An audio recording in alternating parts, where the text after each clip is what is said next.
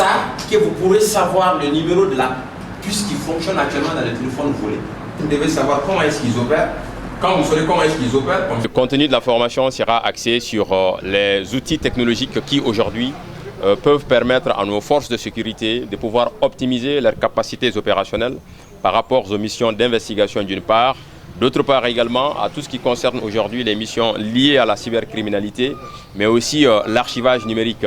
Je pense que les récents événements qu'il y a eu au niveau de certains commissariats au Mali, notamment à Nyono et à Kaï, nous ont prouvé à suffisance que lorsque souvent des incidents surviennent et que les commissariats sont saccagés, ce sont des archives en papier qui partent en tout cas, disons, en décombre. Difficile de les retrouver. Alors qu'aujourd'hui, à l'ère des nouvelles technologies, presque dans tous les autres pays du monde, on constate que des structures comme la police, la gendarmerie, c'est beaucoup plus l'archivage numérique. Pour qu'au cas où les documents physiques sont brûlés ou sont saccagés, qu'on puisse avoir quand même les traces des dossiers qui étaient en cours, des procès-verbaux et bien d'autres choses également. Le temps fort de cette information, d'abord, c'est comment apprendre vraiment à identifier tout ce qui se cache derrière les nouvelles technologies, que ce soit les ordinateurs, que ce soit les téléphones, via les réseaux sociaux.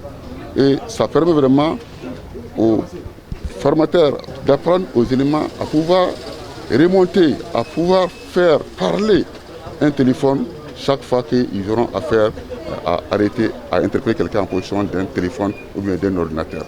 Donc ça vise, c'est très important aujourd'hui. Vous savez, il y a des personnes qui se cachent derrière ces outils pour arnaquer même les paisibles citoyens. Donc pour les découvrir, il faut une procédure, il faut une technique. Et aujourd'hui, c'est l'occasion pour nous, policiers, de découvrir cette technologie, cette technique, cette pratique qui peut nous amener à identifier et même à localiser les malfaiteurs qui se cachent derrière vraiment ces smartphones, ces ordinateurs portables ou autres. Nous sommes victimes à longueur de journée. Et en longueur de journée, il y a des plaignants qui viennent au niveau des commissariats sur ces actes. Et vraiment là où nous sommes, c'est les moyens qui manquent aujourd'hui. La police pour aboutir à certaines enquêtes. Sinon, en réalité, la population est victime de ces actes.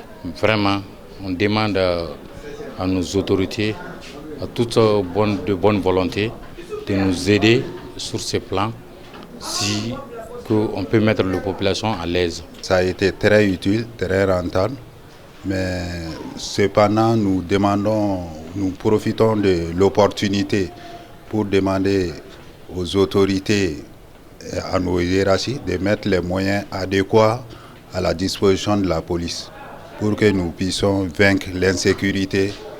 Entre parenthèses, parmi ceux-ci, nous pouvons citer la supercriminalité, les objets volés tels que le téléphone qui coule tellement d'encre pour que nous puissions être à la hauteur de ces sujets-là. C'est-à-dire l'arrestation des délinquants qui s'adonnent à la supercriminalité et autres.